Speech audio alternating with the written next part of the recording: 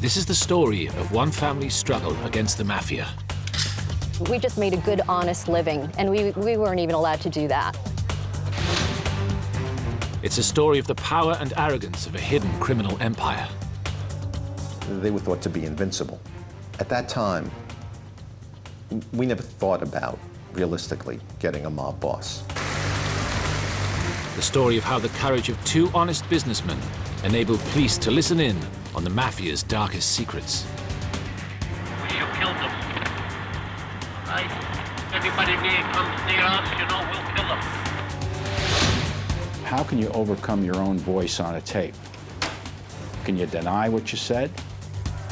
It's the story of how the power of the Mafia was finally broken, and of the price paid by those who defied it.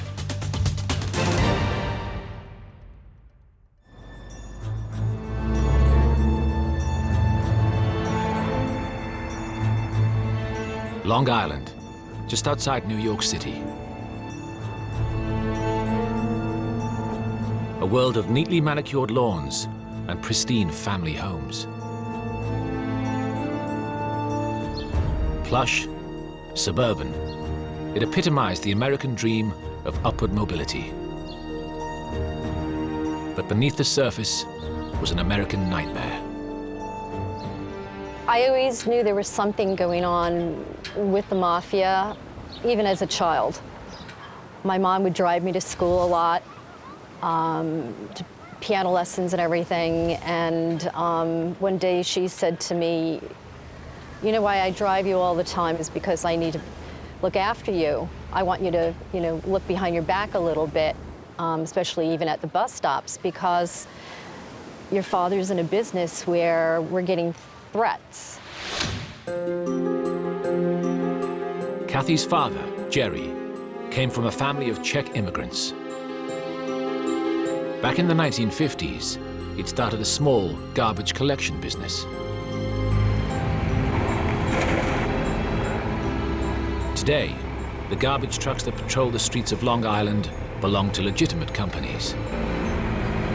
But in Jerry Kubecka's day, it was very different. There had been an intractable problem going back 40, 50 years in the carting industry, the garbage collection industry. It had been run by the mob. Everybody knew it was run by the mob. There was complete and utter price fixing. It was complete and utter control by a major family of the organized crime group. Jerry Kubecka had done his best to adjust to reality, joining the mob-run Garbage Association. There was a gentleman's agreement, so to speak, that one was not supposed to step out and solicit other business, beyond your territory.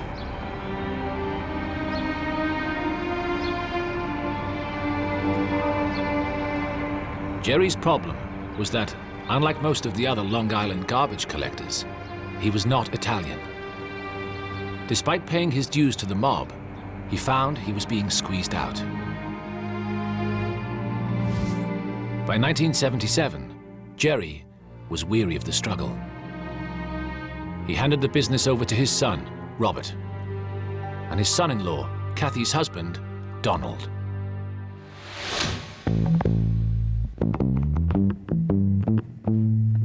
Robert and Donald were bright and ambitious. Robert had been to business school, and he saw no reason to play by the Mafia's rules. My brother wanted to be able to go out and make a living like any other person and do it fair and honestly. And he felt if he calculated bids and everything correctly and won it, it should be his. And he didn't like the dirty politics that were going on. It really upset him. It made him mad. But Robert was playing with fire.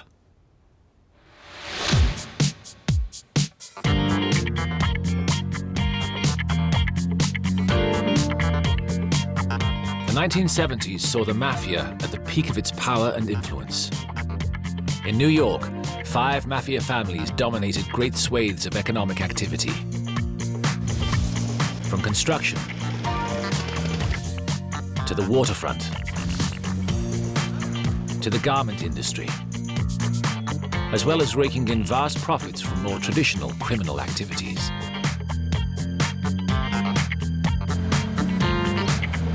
Out on Long Island, the garbage industry was run by the Lucchese family, an outfit originally set up in the 1930s and headed by an old-style Mafia don called Tony Corallo. The head of the family, Tony Dux Corallo, was an interesting person. Gruff. He was quiet, peaceable, interesting to spend time with. Corallo was hired merely to walk into a location and stare at people, to keep them in line. He knew a lot about New York City, knew a lot about a lot of things, unions, union contracts, negotiations. His major area of concentration before had been labor racketeering. Corallo was known as Tony Dux because of his skill in ducking subpoenas.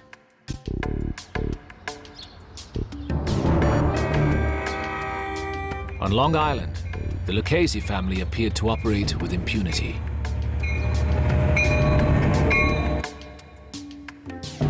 When the Kubeckas defied the mob-run garbage cartel and began to compete openly for business, the Lucchese family took it as a direct challenge to their power and authority.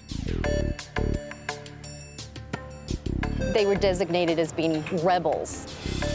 They would show up to the bids and slap my brother's eyeglasses off his face and threaten him, threaten his life, threaten to beat him up. They would sugar the engines of our trucks. I remember one time they actually threw a firebomb into the cab of the truck that my husband was driving right after he stepped out of it. Finally, at the start of the 1980s, Robert turned to the authorities. He had a relationship with one of our investigators, and he explained the problems he was having, how they controlled him, and indicated that there were telephone calls made to him by a particular individual. Ron Goldstock was head of New York State's Organized Crime Task Force. Located in a small building just north of New York, the task force employed little more than 50 people. Like most of the law enforcement agencies charged with tackling the Mafia at this time, the task force had become demoralized. I walked into the office the first day. There were people with their feet on the desk reading the newspaper. There were no active investigations. There were some indictments that had to be dismissed because of failings. And so it was at once a problem because there was nothing going on. On the other hand, it was an opportunity because you could start literally from scratch and build an organization. Goldstock galvanized the task force, restructuring it and bringing in outside experts. But the Long Island garbage industry had so far proved a closed, impenetrable world. And so the appearance of Robert Kubecka and his offer to help was a godsend. He was a rebel. He wanted to do something about it. He wanted his fair share. And he was thoughtful, and he was very helpful.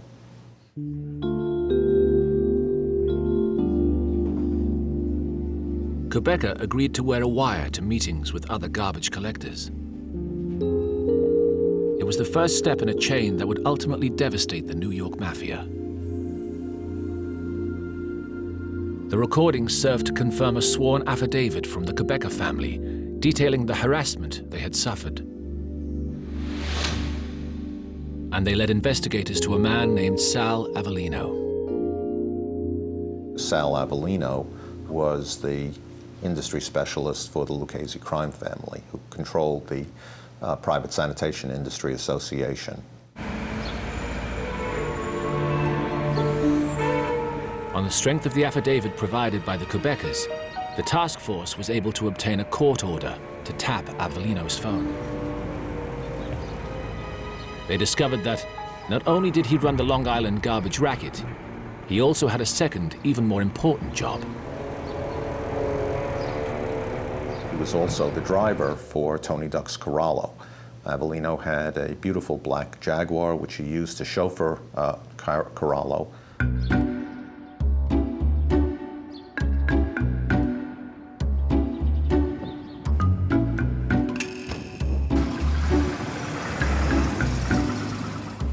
Each morning, Avellino would pick up the Lucchese family boss from his home on Long Island and drive him around to his various business assignments.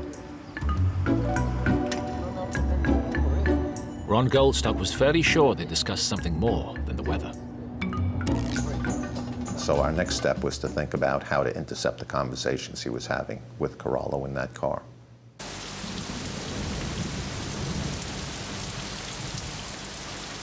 Agents obtained an identical Jaguar.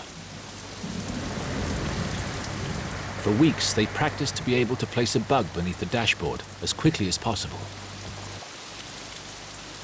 The chance to do it for real came in March 1983, when Sal Avellino attended the annual dinner and dance of the Garbage Collectors Association and left his car outside. Torrential rain meant the car park was unattended. 3 agents tailing Avellino seized the opportunity. Big plastic sheets were put over the car. We were inside the car. The stopwatch went on.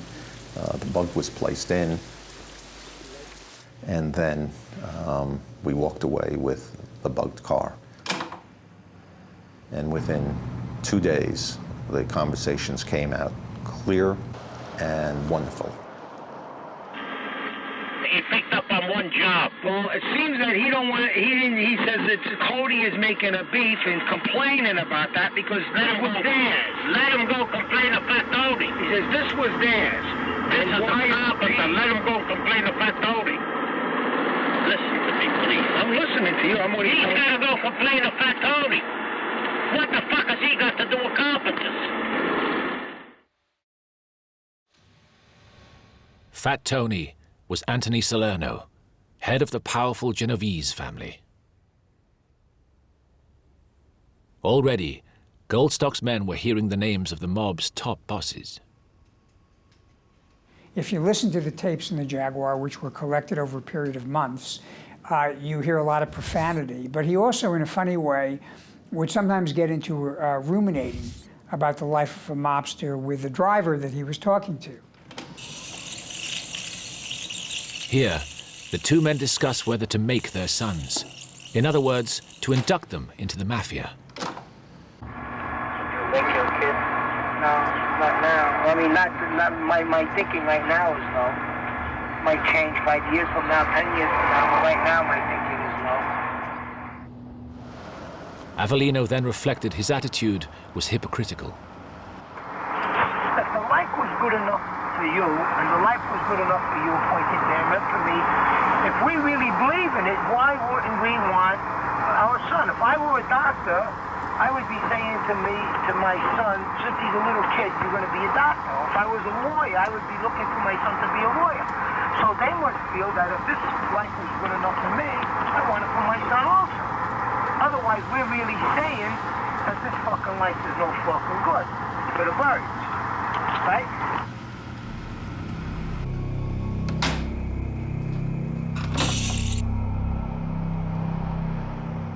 The task force soon realized that in Sal Avellino, the Kubeckas had led them to the perfect target for a bug.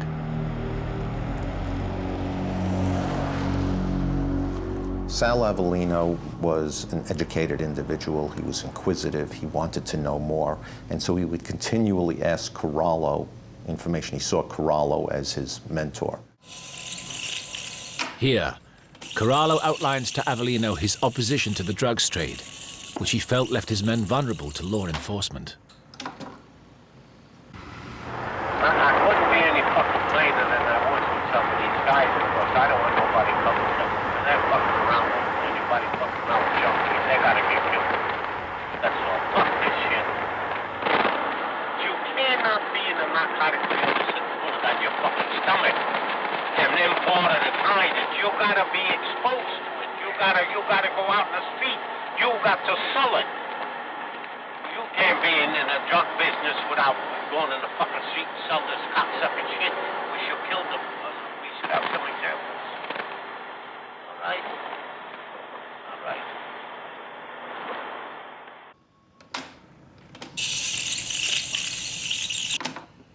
The Organized Crime Task Force was getting an unprecedented insight into the inner workings of a leading Mafia family. But they were not the only ones prying into the deepest secrets of the mob.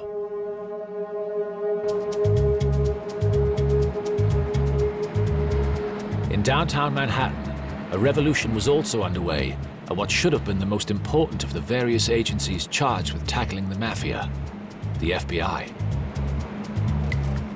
When I first came in the FBI in February 1970, the FBI was really not equipped to deal with organized crime in a way that could really impact the crime hold that they had on the United States.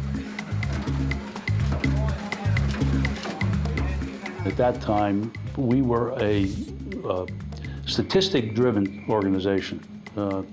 As an agent, you were rated based on how many cases you opened, how many cases you closed, how many indictments you got in a given year, how many arrests you made, and so forth.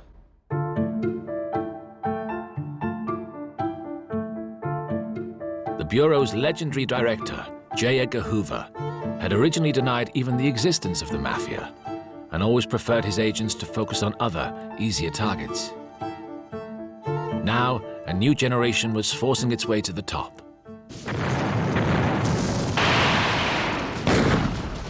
It was a generation whose attitudes had been forged in combat.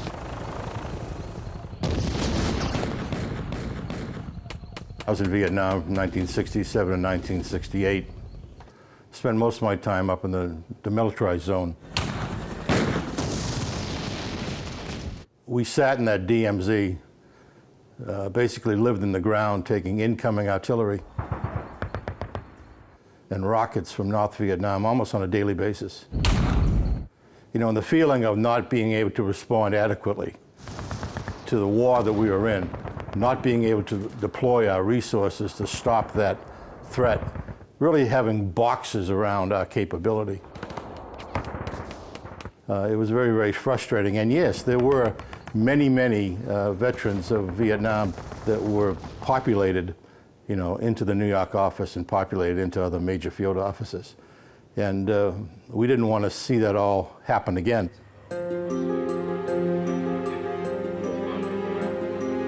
Organized crime now became a priority for the New York FBI, and it was restructured to mirror the structures of the Mafia itself, with its division into 5 families. We reorganized the squads along the lines of families, and I basically said, okay, now this is what we know about this family that you are responsible for. What you need to do is to find out the things we don't know, the hierarchy, who manage things, what crimes they're involved in, what industries they're involved in, what unions they control. The strategy now was to focus not on the foot soldiers, but the bosses. And like Ron Goldstock's task force out on Long Island, the FBI knew the most powerful weapons at its disposal were the bug and the wiretap. The bug becomes more important than anything. If it was placed properly where these folks were meeting or planning their criminal activity, you could uncover the scope of the problem. You could find out who the actors were in the whole activity. And it was just the best evidence you can get.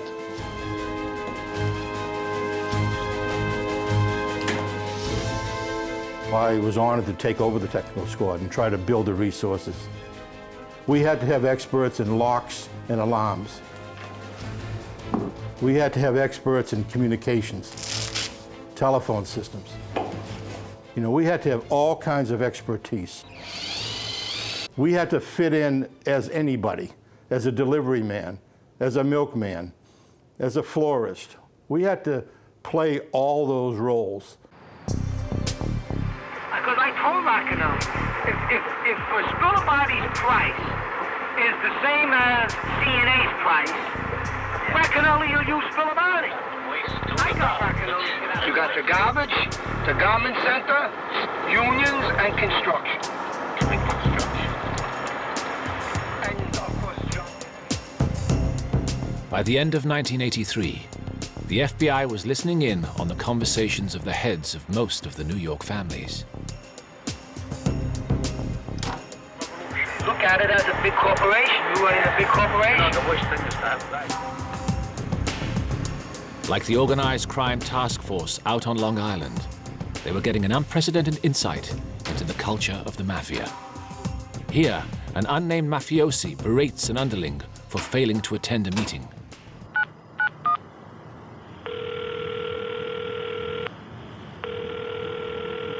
My wife just called me, Joe. Your wife just called you? I'm reaching for 2 days. She said she told you yesterday.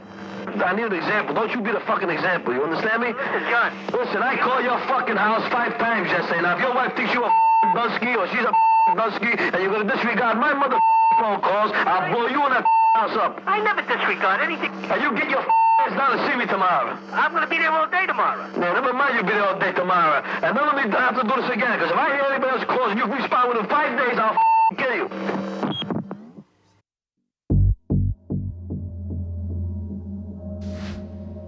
Among the most important of the FBI's targets was Fat Tony Salerno, boss of the Genovese family. The FBI had succeeded in placing a bug in the East Harlem social club Salerno used as an HQ. It would prove second only in importance to the Jaguar bug. On it, agents were astonished to hear Fat Tony dictating who would be the next boss of the powerful Teamsters trade union, which represented almost 2 million Americans, including truck drivers and garbage workers. I would get the transcripts of things, and when I read it, I said, these bastards are taking over, they're deciding who's going to run the Teamsters nationwide. I mean, I couldn't believe it. We knew that they had infiltrated it, but not to the point where they controlled who could become the president. But to actually hear that discussion, that type of decision that would impact on all trucking in the United States of America would be made by these mopes, these criminals, you know, these blowhards, in my view, was just sort of shocking.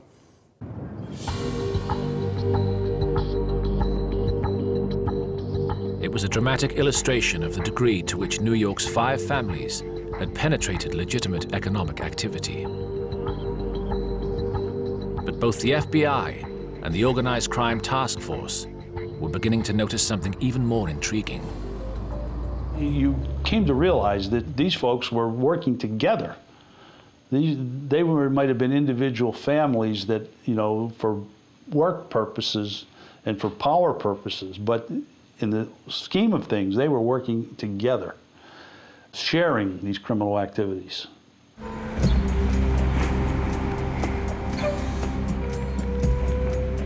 Out on Long Island, Ron Goldstock's Organized Crime Task Force was starting to notice the same thing.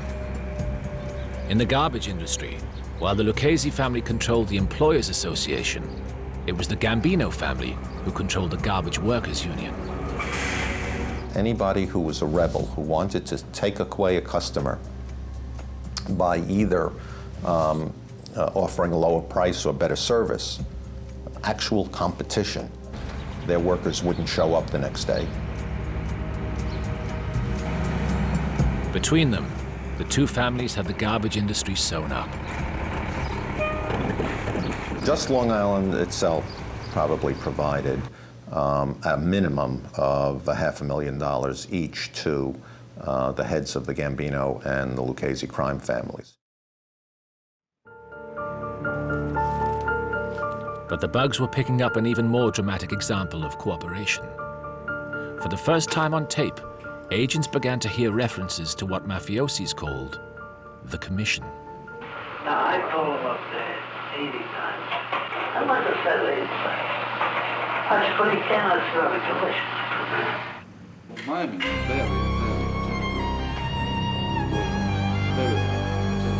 The Commission had originally been established in 1931 by the legendary Sicilian gangster Charles Lucky Luciano. It was effectively the Mafia's board of directors.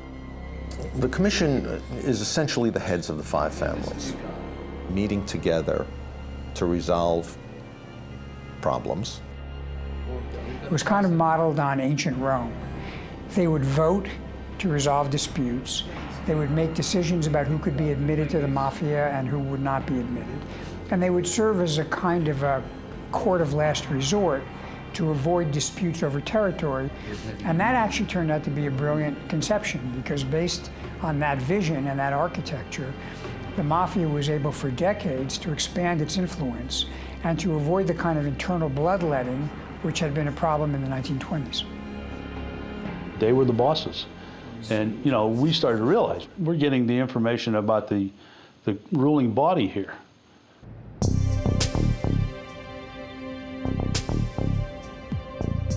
Law enforcers now took an extraordinary decision to prosecute not an individual or even a whole family, but the entire New York Mafia by targeting the members of the commission.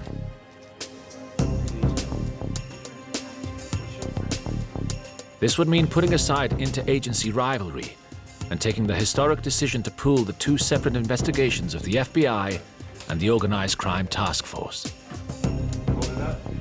It would also mean making use of a groundbreaking but largely untested piece of legislation called the Racketeer Influenced and Corrupt Organizations Act, or RICO. What RICO allowed you to do was to take anybody in a large organization that had the objective of committing at least two crimes and to charge them as part of a single conspiracy, if you will. RICO made membership of the Mafia a crime in itself. Prior to RICO, there was a war of attrition, a war which law enforcement was not winning.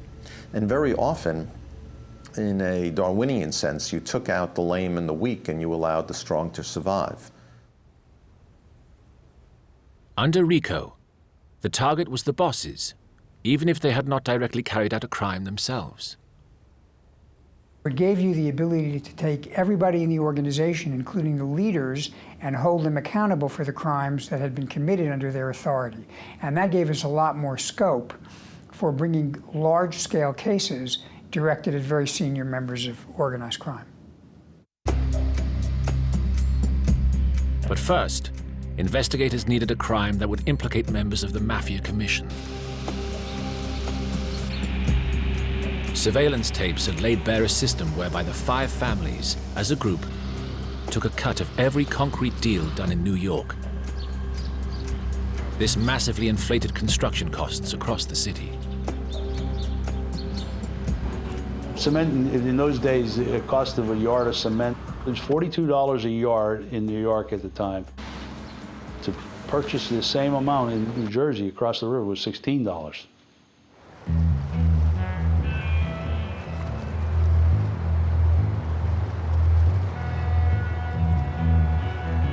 The so-called Concrete Club would form a key part of the prosecution. But to ensure the maximum possible sentences, they needed a second charge, that of murder. They turned to the unsolved 1979 killing of a man called Carmine Galante. Galante had been the boss of the Bonanno family, which was the fifth family of the major New York families and the one that had gotten involved in drug trafficking. He was known to deal in narcotics, which was prohibited by the families. And he was considered to be a person who was out of control. The Mafia Commission disliked the drug trade. This was presented as a moral stance. But, as Tony Duxcarallo's comments in the Jaguar made clear, their real fear was the exposure it gave them to law enforcement, and the likelihood that the stiff sentences it carried could be used to pressure those caught into turning informant. A decision was taken to resolve the problem in the traditional way. Galante is in the back of a restaurant called Joe and Mary's Restaurant with a couple of other people and some bodyguards. A car drives up. There are four masked men One stays behind the wheel. The others go into the restaurant. They go through the restaurant right to the back, and they kill Galante and two of the other people who were with him.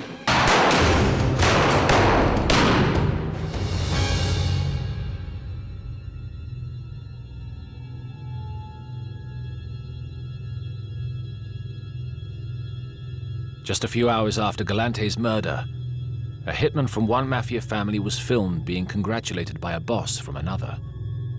For the FBI, this made it very likely the hit had been sanctioned by the Commission.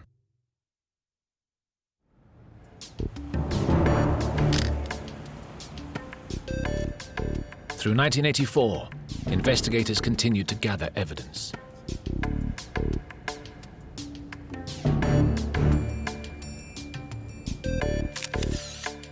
On May the 15th, for the first time, they successfully photographed mob leaders attending a commission meeting on Staten Island in New York.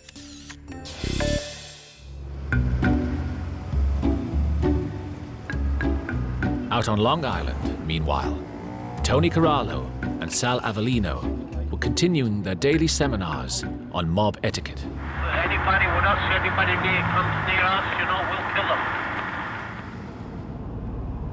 By now, the bug placed as a result of the cooperation of the Quebeca family was yielding chapter and verse on the mob's control of the garbage industry. Right now, we as the association, we control the boss, right? Now, when we control the men, we even control the bosses even better now, because now there's even more fucking afraid, right? A strong union makes money for everybody, including the wise guys. The wise guys even make more money with a strong union.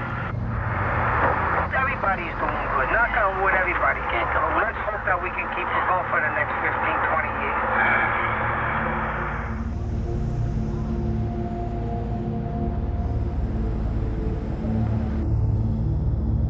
In fact, time was running out, not just for Tony Corallo and Sal Avellino, but the entire hierarchy of the New York Mafia.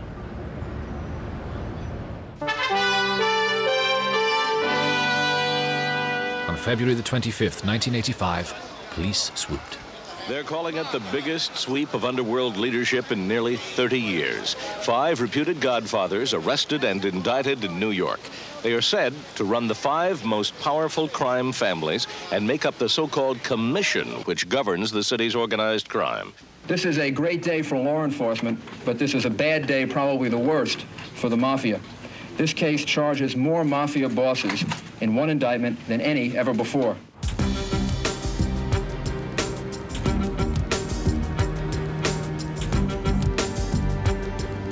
In all, 9 of New York's most powerful mobsters were arrested, including Big Paul Castellano, head of the Gambino family, Fat Tony Salerno, head of the Genovese family, Carmine the Snake Persico, head of the Colombo family, and Tony Dux Corallo, head of the Lucchese family.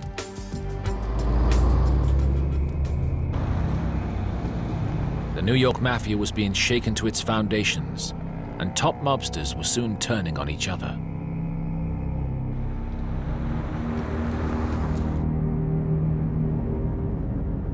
On December the 16th, 1985, Paul Castellano, head of the Gambino family, arrived at a steakhouse in mid-Manhattan. Out on bail while awaiting the start of the trial, he was accompanied by a single bodyguard.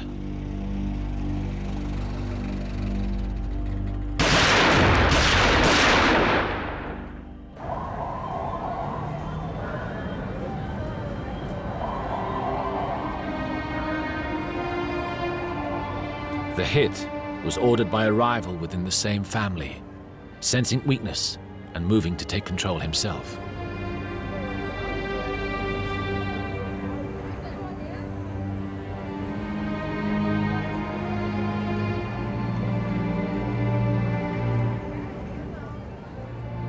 But for the prosecution in the commission trial, it simply meant one less body in the dock.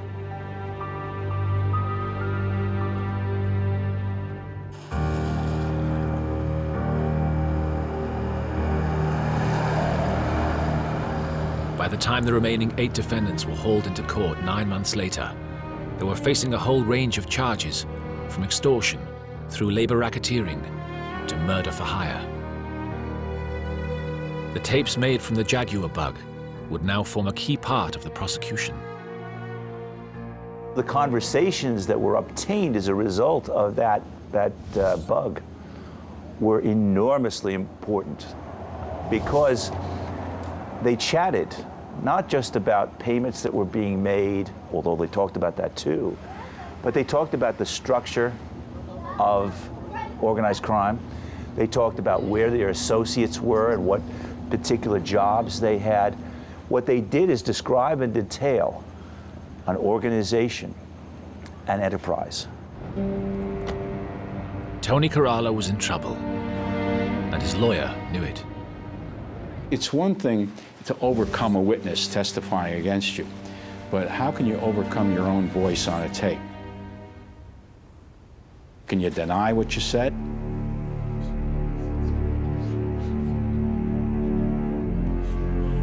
The trial began in September 1986, and the defense immediately made a startling concession. The bold move that was made, and it was made unanimously by all of the defendants, was the admission of the commission, admitting that the commission actually existed. Because it was almost foolhardy to deny it because the tapes established it.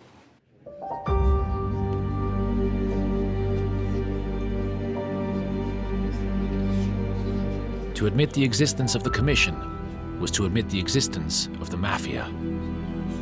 The defendants had effectively broken the code of omerta, or silence. A defense lawyer now put forward a novel line of argument, that the Mafia was not a criminal organization. In the opening statement, he admitted that there was such a thing as a mafia, but, you know, so what? So what's wrong with that? And that was his defense.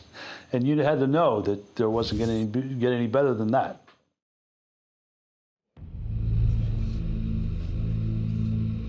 The defendants denied involvement in the Galante murder and claimed the concrete racket was a voluntary arrangement. But they were confronted with a mountain of evidence to the contrary, including testimony from Mafia turncoats and police spies, surveillance footage, and, above all, hour after hour of secretly recorded conversations. Tony Corallo appeared resigned to his fate. Corallo just sat stoically, like a man taking his punishment. And I think in many ways that was his attitude. I mean, he obviously, by speaking as openly as he did in the car, it was a major embarrassment. And I think he kind of viewed this as part of his punishment. He said, whatever's going to happen is going to happen. Just do the best job you can. He said, because this is just a question of time.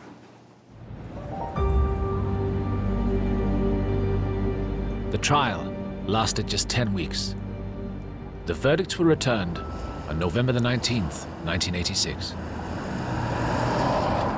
Guilty verdicts today in the federal trial of a group of mobsters accused of being the top bosses of organized crime in the United States. We went through the first set of charges. Everybody was convicted of something. At that point, we knew that we had won. What wasn't clear until we got 15 or 20 minutes into the verdict, because there were a lot of charges, is that we had won everything, that every count was a conviction. At one point, one of the defendants was overheard saying to the lawyer, doesn't this, ever stop? The government called Anthony Tony Ducks Corallo, Carmine Jr. Persico, and Anthony Fat Tony Salerno the board of directors of the Mafia. And today, after 6 days of deliberation, a New York jury agreed, finding them and 5 of their associates all guilty of running a racketeering and extortion enterprise. I think it's going to take a long time to replace the kind of network that these men put together. The judge now made full use of the RICO Act's ruthless sentencing provisions. Judge Owen sentenced every one of them to 100 years in jail. I mean, he really sent a message to whoever wanted to become the next boss of those families that, this is what you're facing, 100 years in jail. Punishment for publicity. It has nothing to do with the public good. and I think the penalty was absolutely excessive. That was the thing that told the world, you don't have to be afraid of these guys anymore.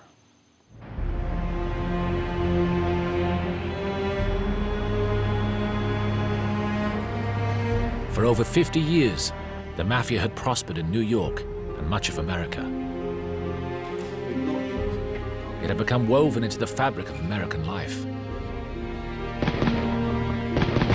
The Mafia had infiltrated legitimate economic activity and even acquired a certain glamour and mystique. But it would never be the same again. I think it was one of the great turning points in the history of organized crime, because at that point everybody within the mob understood that everybody was vulnerable, including each of the bosses. The leadership of the organization was demolished, sent to jail, all of its secrets were revealed, and much of the accumulated wisdom and experience of decades of criminal behavior was lost to the mob.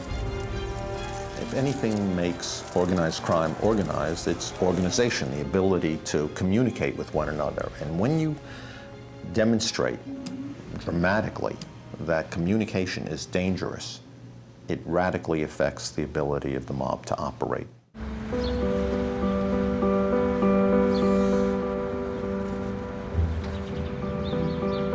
But there had been one curious omission from the charge sheet. The place it all started, the Long Island garbage industry, left out because prosecutors felt it would make the trial too unwieldy. Instead, Sal Avellino and his cronies were tried separately before a rather more lenient judge. The judge decided to give Avellino community service, and then he allowed somebody else to serve that community service for Avellino. I thought it was an outrageous sentence. It was a joke. It was such a farce. But the fact the case had come to court had one disastrous consequence. Robert Kubecka's role as an informant was now public knowledge.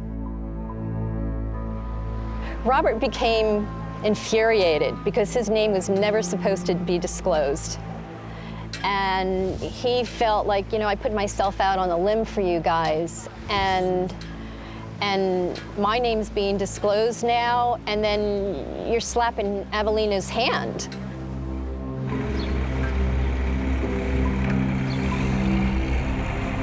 The Mafia remained in control of the Long Island garbage racket, and their intimidation of the Kubeckas continued. From 1986 until 1989, the threats continued, the damage to the business continued, the damage to the equipment continued, the threats to the customers continued. Nothing had changed. Furious, far from backing off, Robert and Donald stepped up their collaboration with the authorities, cooperating with a number of investigations. It was a dangerous strategy. On August the 9th, 1989, Robert Kubecka received a series of phone calls. There were 3. 2 were just kind of veiled threats, and the final was a threat to his life. They informed the police. But when Donald went home to his wife that night, he appeared unconcerned. Donald said, "No, Kathy, don't worry about it. We've made our phone calls and contacts to everybody as usual that we've done throughout the years, and they've told us there's no concerns, that we're okay, and I'm going to work in the morning." Much to my dismay, he went.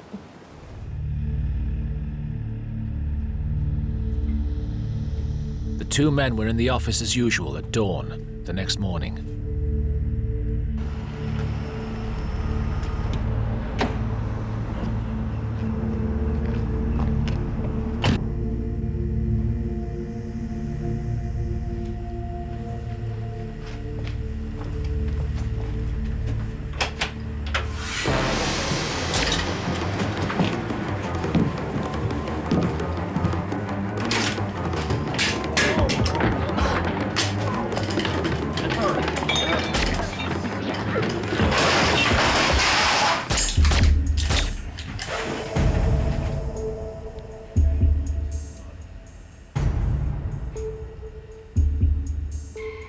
Robert was shot 3 times and left for dead. Somehow he managed to call for an ambulance. But he died later that day.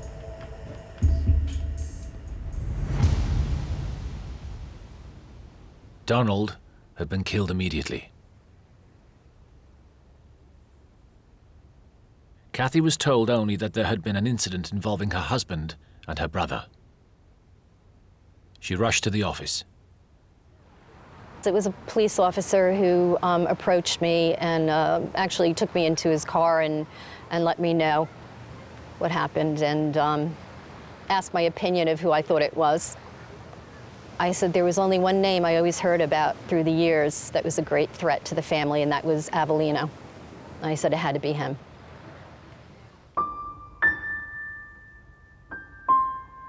With Robert and Donald out of the way, the Mafia showed no mercy, muscling in on what was left of the family firm.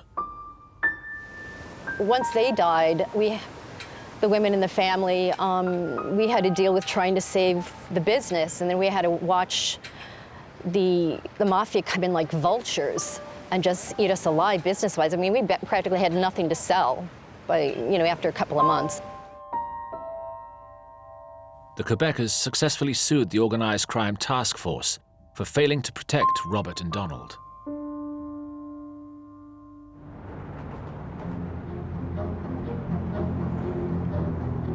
But the authorities did now finally begin an all-out assault on the power of the Mafia in Long Island. In 1993, Anthony Gaspipe Casso, Tony Corallo's successor as boss of the Lucchese family, was arrested. To reduce his sentence, Casso agreed to cooperate with the police and admitted the family's role in the Kubeckas' killings. The guy was an informer, Casso said. There's only one way you deal with informers. You kill them. In 1994, Sal Avellino was sentenced to 10 years for helping plan the Kubecka murders. Today, Long Island's garbage companies are free of mob influence. More broadly, the Mafia is now a shadow of its former self. The commission trial that the Kubeckas helped kickstart proved the first in a series of RICO-based investigations that would devastate the organization. These guys are they're like a street gang now. I mean, they've been reduced to that. Sucking shit, we should kill them. All right?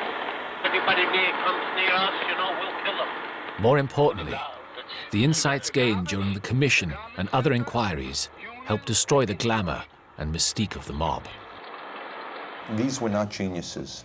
These were not people who were strategists. These were people who could hardly understand each other.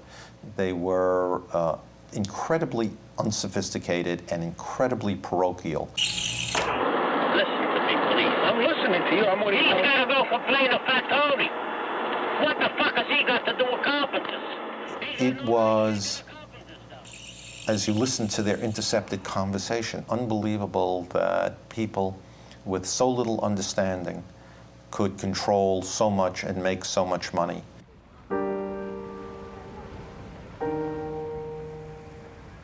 But the story of the Kubecka family is a reminder of the power the mob once wielded, and of the cynicism, greed, and sordid brutality that was the reality of the Mafia. What the Mafia has done to me is just tear apart my life. They're run by power, greed, and violence. They're bloodthirsty, power-hungry people. They're monsters. I lost both my husband and my brother to men. I mean, my brother was everything to me. We just made a good, honest living, and we weren't even allowed to do that.